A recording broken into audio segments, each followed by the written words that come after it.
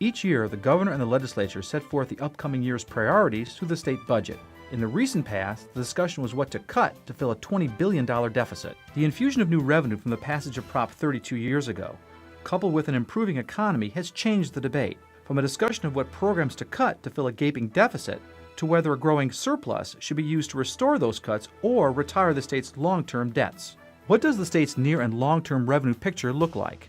We'll ask Mac Taylor, leader of the state's nonpartisan Legislative Analyst Office, H.D. Palmer with the state's Department of Finance and the governor's chief spokesperson on the state budget, and John Myers, KQED's senior editor on politics and government. California's 2014 budget season. Joyfully normal? Additional funding for the Maddy Report made possible by a grant from Paramount Agricultural Companies, growing healthy food for you and your family. From the California Channel at the state capitol, Valley PBS, and the Maddy Institute, it's the Maddy Report with Executive Director of the Maddy Institute, Mark Kepler. Welcome. Our guest is Mac Taylor, California's legislative analyst and the state's leading authority on the state budget. We're delighted to have him back on the Maddy Report. Thanks for having me, Mark. Well, the economy seems to be picking up. What does the state's revenue picture look like?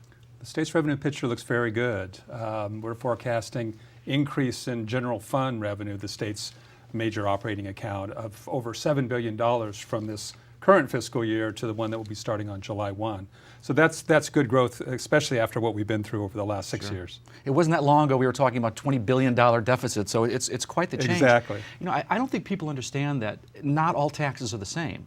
Could you explain very briefly the difference between sales tax, corporate tax, income tax, capital gains tax? They don't all come in at the same level. In fact, some go up, some go down. Yeah, I mean, right now, about 2/3 of our general fund revenue comes from the personal income tax. So it's far and away the most important and the one we probably spend the most time on. We get about 20% from the sales tax and about 10% from the corporate tax.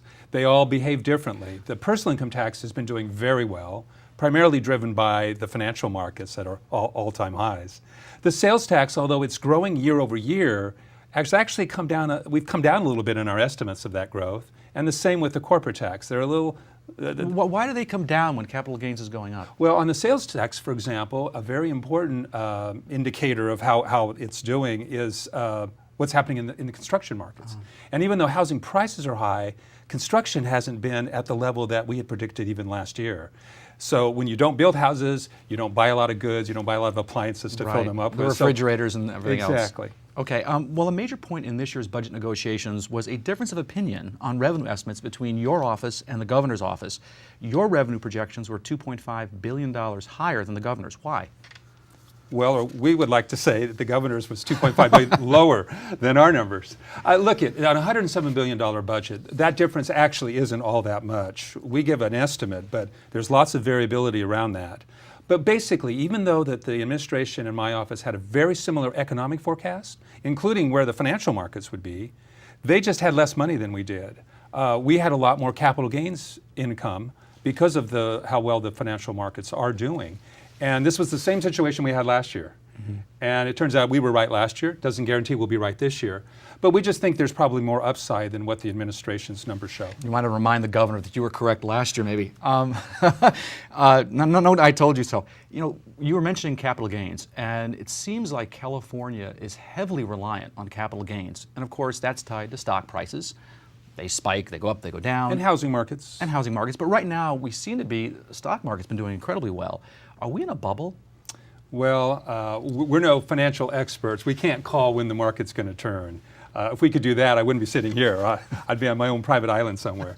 But I think what we do, Mark, is we do look at certain metrics, price-earnings ratios. Is the market way out of kilter? And when we look at those things, the answer is, well, no, not really. There may be a little more concern now than, say, a year ago. And we keep an eye on that. There's certainly greater probability that you could have a correction or a downturn. I'm not sure we'd think we're in a bubble, though, right now. So high, but not bubble high. Not dangerously high as far as we can tell. Okay.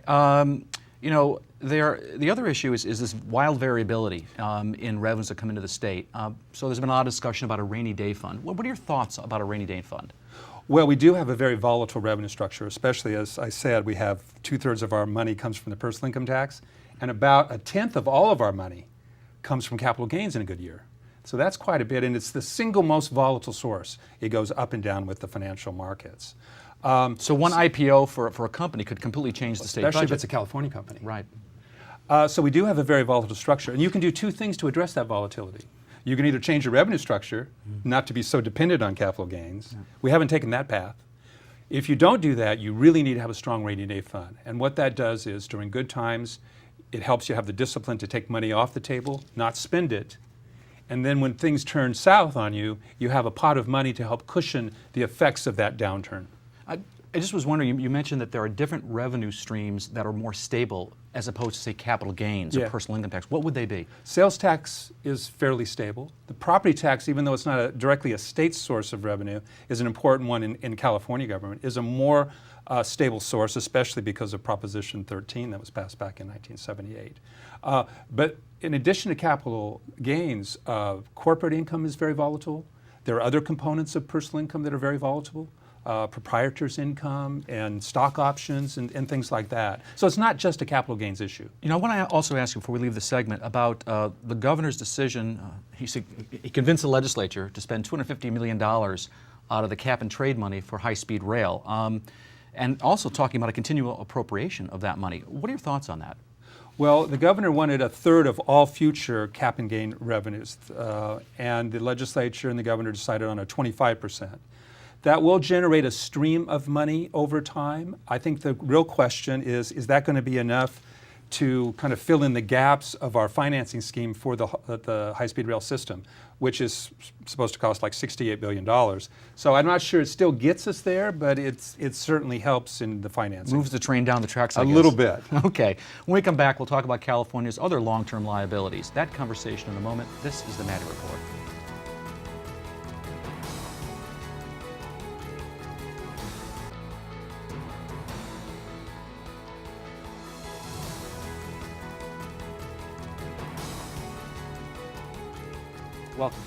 Welcome back. We're talking with the state's legislative analyst, Mac Taylor. Despite the overall good economic news, California is still facing a wall of debt, according to Governor Brown. So I want to turn our attention to some of these long-term liabilities. First, the public hears a lot of numbers bandied about, but what is the actual total cost of California's long-term unfunded liabilities, and is any of it being addressed? Well, we recently put out a report where we estimated that these liabilities were about $340 billion. So that's about 3 times our annual state budget, or it's roughly 15% of the total output of the state in any given year. So it's a big dollar amount. I think I read in your report it's also $8,500 per Californian. Each Californian, imagine if you owed that debt to someone. That'll get people's attention for that's sure. a little bit easier to relate to, isn't it? Right. As far as what's being addressed, we do have mechanisms in place to pay off a lot of that. For example, included in the total is infrastructure debt, bonds that we sell. But we have in the budget dollars to pay those off. So we are addressing that, and what we did is sort of break down that 340 and say we're addressing about 140 billion of it. 200 billion we don't yet have a plan for. So 200 billion as a whole. And one of the places you were specifically looking at was CalSTRS, the Teachers Pension Fund, and you say that's a top priority. Why is it a top priority? How large is the liability, and how fast is it growing? It's the top priority because it's the largest single liability, really. It's almost $75 billion. And it grows. Every year that you don't address it, it grows by another $150 million. Yeah, one thing I was interested, the return last year for the fund was 12%, yet they still fell behind. Right. Well, when you have the stock market does well, obviously you have some good years, but that has to offset a lot of bad years. And they also smooth out their gains, so you don't realize all that 12% in any one year. So it's pretty large. It's growing at a fairly fast rate. You've also talked about CalSTRS not setting their own employer contribution rates. You kind of suggest that should happen. The legislature shouldn't be the one setting the rates. The board should, or CalSTRS should. Why? Well, you want to have a mechanism that adjusts for changes in either your earnings for the plan or changes in mortality or when people are living, dying, retiring. And the legislature and the governor, to their credit, included in this recent budget plan, have adopted a proposal to address this $75 billion liability by having the state, teachers, and school districts pay more over the next 30 years to retire that debt. And it was a really important achievement. But it would be a good idea, though, if we did. You still think it's a good idea if we moved it away from the legislature and to CalSTRS? Well, it's more or less having the ability to adjust rates so that if that 75 billion, we were wrong on the estimate, it was actually 81 billion, or it's less, it's 65 billion, because we have higher than average returns over the next few years. You want to have the ability to make sure you're still paying off that debt over 30 years. And that's not unique. CalPERS, the other pension system, already has that. Yeah. Exactly. So let's talk about the other big issue you mentioned in your report, and that is retiree health care for state employees. You say that is also a key priority. How big is that problem, and what should we do to fix it? Well, that's over $60 billion. These are state employees who have earned benefits after they retire to pay for health care. And we don't pay for it as they earn those benefits, that is, during their life. We have a pay-as-you-go system that when they retire, incur health care costs, we pay for it then. And what we've done, in effect, is shifted the cost to future generations. And we think we need to do exactly the same thing. We need to start paying for them as they accrue, and we have to address this very large unfunded liability in the same way that the state just recently did for CalSTRS. It's always difficult to do math on the fly here, but my math is then that these two liabilities, retiree health and CalSTRS, represent about 67% of the long-term unfunded liabilities. The ones we weren't addressing. So Exactly. Those are the two biggest pieces by far. That's pretty considerable. You also mentioned, I think you mentioned something about if you started dealing with this problem, it's going to cost a lot less as opposed to putting it off. Can you give me a dollar figure on that? Well, that's a little hard to do, but basically the principle is when you put money aside now, it earns money, and then the power of compounding. Right. So that the earnings on those investments pay a large part of the ultimate benefits, and so you have to pay a lot less later on. Have money work for you. Exactly. Just to let people understand the significance of this problem, the state is going to do a pay-as-you-go system on retiree health, and they've only set aside 0.1% of the 65. Basically nothing. Basically nothing, and that's the point. So quite a bit of liability there. Well, so what's the choice for Californians? What will they lose if they begin to start funding these programs and taking care of these long-term liabilities, and what will they lose if they don't? Well, what we lose now, if you think about us being the current generation that would have to pay for them, is we get to spend less on other things that we might like. More schools, universities, parks programs, or whatever, because in effect we're paying for the past sins of others that didn't pay for it. But obviously the benefits of us doing that is our kids and our grandkids do not have to bear those burdens. They'll have their tax dollars that they can spend on current services. So this is really just like Social Security and Medicare, the discussion at the federal level. It's which generation is going to pay for it. And we need to stop shifting it to future generations. I think the key is delayed gratification. That's it. Well, I want to thank Mac Taylor, California's legislative analyst. Up next, we'll hear from the governor's chief spokesperson on the budget, H.D. Palmer with the State Department of Finance. That conversation in a moment. This is the Maddy Report.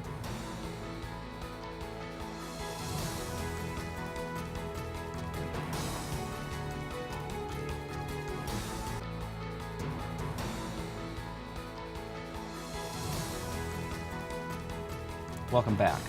Like every governor, Governor Brown has his priorities, and like others, he defines them by his spending proposals. So what exactly are they? We are fortunate to have a key spokesperson for the Brown administration with us today, H.D. Palmer, the Deputy Director of External Affairs at the California Department of Finance. Welcome back to the Maddy Report. Glad to be back.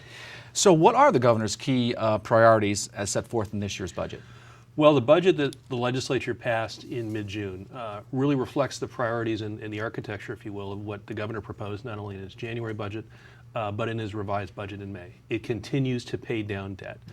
We're paying down about $10 billion of the so-called wall of debt in this budget, and if revenues come in above forecast, we'll pay down an additional $1.8 billion on top of that. We save for a rainy day. We make the first deposit into the state's existing rainy day fund of $1.6 billion for the first time since 2007. We significantly increase investment for education, $10 billion more this year for K through 12 schools and community colleges, and a 5% increase for both UC and CSU, with tuition and fees being held flat for the second year in a row. I think a lot of parents will notice that. Students and parents, That's indeed. Right. And we make the first step to begin to shore up the state's teachers' retirement system.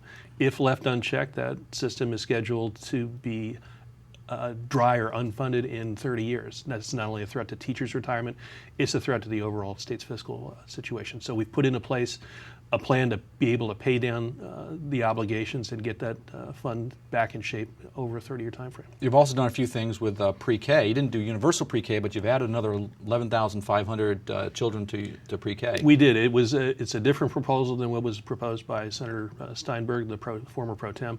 But it's a proposal that we believe is doable and workable within the state's fiscal framework. I want to talk a little bit about this rainy day fund. There was negotiations between the governor and the legislature about a rainy day fund that they're going to put on the November ballot, a change in it. So why the proposal? Why does the governor think that the current rainy day fund should be changed? And what exactly are those changes? Well, a couple of reasons. First of all, the first rainy day fund, the one that's on the books right now, was passed in 2004. The problems with that are a few. One, there has been no deposit into that fund since 2007. It can be suspended each and every year. There are no limits in terms of what can be withdrawn, and you have to make a deposit in good years and bad. So the legislature changed that and put ACA 4 on the ballot back in 2010. It's an improvement over Prop 58, but it has faults too. It does not provide a viable means for the state to pay down its obligations. And it also doesn't deal with the issue of protecting education funding, which really took a big hit in the Great Recession. So the governor wanted to strengthen the rainy day fund, and he put forward a proposal which the legislature adopted on a bipartisan basis that will now go on the November ballot. And it changes the existing fund and the proposed fund in a couple of ways. It requires every year 1.5% of revenues to be deposited into the rainy day fund, as well as any capital gains revenue that exceeds 8% of the overall revenue in the state. So if you get a spike, that money is going to go into the rainy day fund. Fund. And the spikes and drops in capital gains revenue, which is the most volatile revenue source we have, are the reason we've had boom and bust cycles in the budget over the last several decades. So you're sure this is going to smooth things out? Exactly. It requires for the next 15 years that half of that money goes to paying down debts, and it also provides that half of it goes into the rainy day fund. So we deal with the issue of paying down debt. It increases the size of the reserve from 5% to 10%. It limits the amount that can be withdrawn in any year to half of the fund, so you don't drain it in 1 year in the recession. And it also provides a Proposition 98 reserve, so that you've got a reserve within this rainy day fund that's designed to smooth out school funding if and when revenues decline. A reserve within a reserve. Exactly. Well, let me ask you about that. Some have complained about a proposal that's in this rainy day fund that says that local school districts are limited in their individual reserves, how much they can actually set aside. The governor's been a huge proponent of local control. So why are districts being limited as to how much a reserve they can carry forward? Well, it goes back in certain ways to the rainy day fund issue. K through 14 education lost $9.4 billion in the recession. That's a hit that every school district felt. We now have a reserve within the rainy day fund that's going to insulate K through 14 education from those types of drops.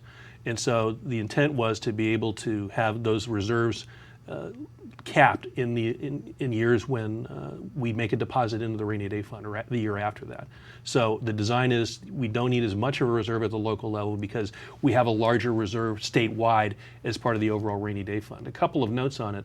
The deposits into the state's rainy day fund wouldn't be made until all of the cuts from the recession have been paid off. And secondly, it would only come into effect, the reserve limits would only go into effect the year following a deposit into that Proposition 98 reserve. So we don't think that there's going to be any short-term impact, but the design is we've got a new system in place, the Rainy Day Fund's Proposition 98 reserve, that's going to provide a statewide insurance policy. That said, the governor is very much committed to local control. The budget that was adopted this year continues the implementation of the local control funding formula and adds nearly $5 billion to continue those dollars flowing and targeted towards students who are of low-income families, English learners, and foster youth. Okay, well, I want to thank H.D. Palmer from the State Department of Finance for joining us. Up next, we're going to be hearing from John Myers, Senior Editor on Politics and Government with KQED. That conversation in a moment. This is the Maddy Report.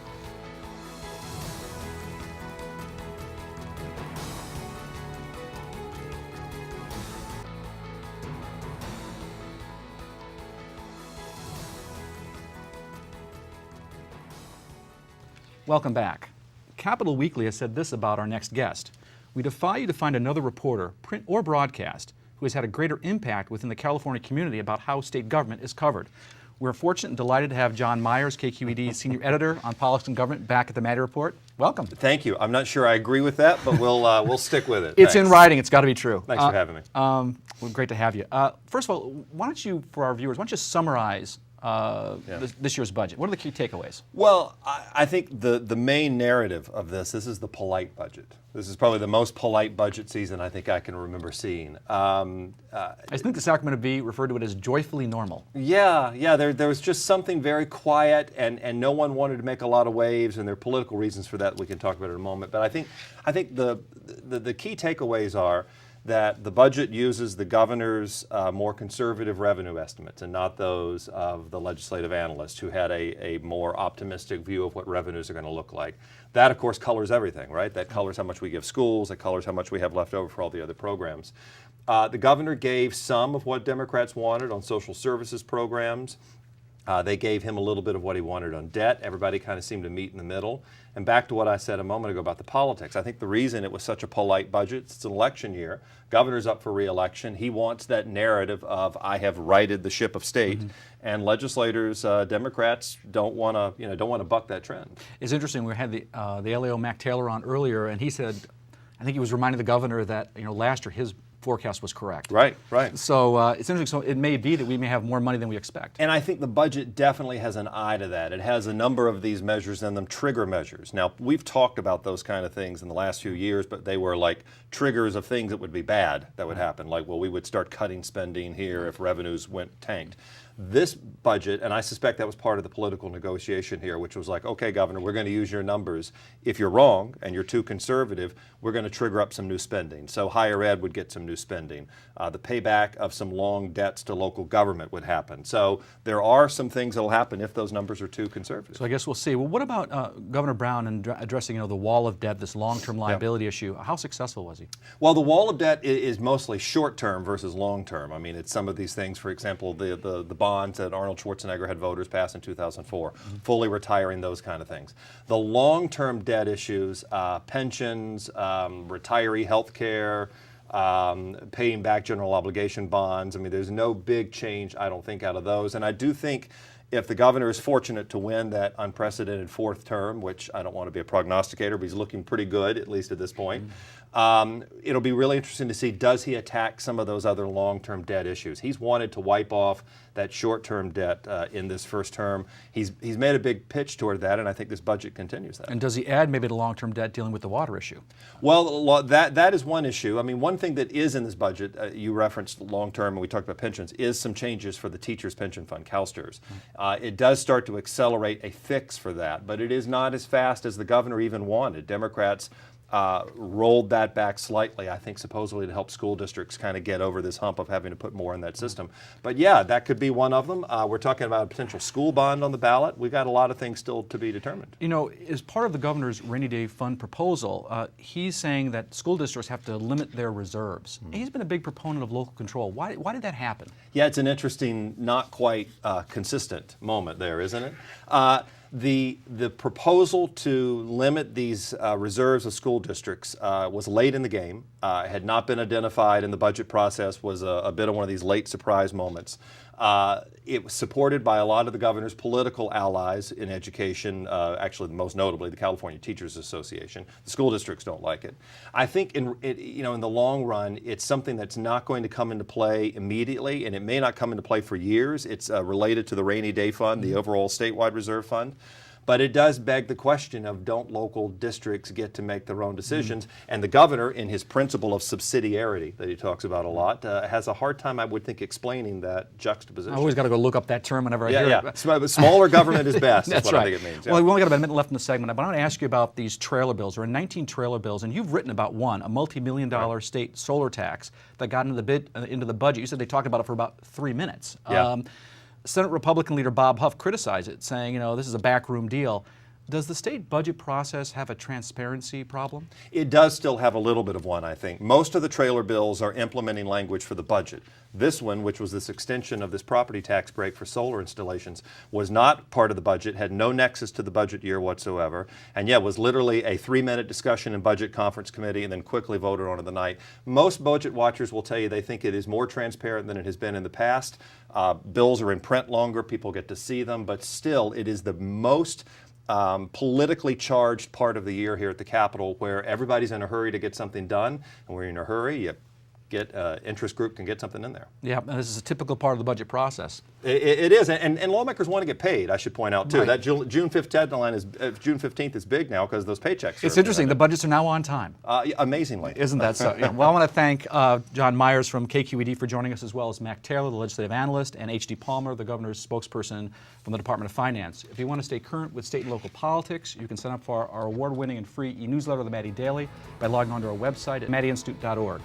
And now, another perspective. When Governor Jerry Brown signed a budget for the 2014-15 fiscal year that begins July 1, he declared in effect that California's budget nightmare had ended, that our long fiscal problem of deficit budgets had come to an end.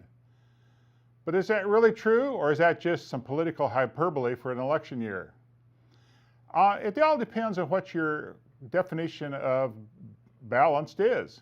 The budget is balanced in terms of it contains enough money, enough revenue to pay for all the appropriations that it makes during that fiscal year. But in a larger context, the budget also sets the stage for some potential budget problems down the line. Let's take a look at the size of the budget to begin with. The general fund budget's $108 billion. It's the largest in California history. But when you add special funds and bond funds and federal funds into the mix, the budget actually spends over $250 billion, the equivalent of about 12.5% of the California economy. That's a lot of money, over $250 billion. And it leaves a lot of questions still remaining. For example, the budget does nothing about a mounting deficit in the retirement account, the healthcare account for state retirees.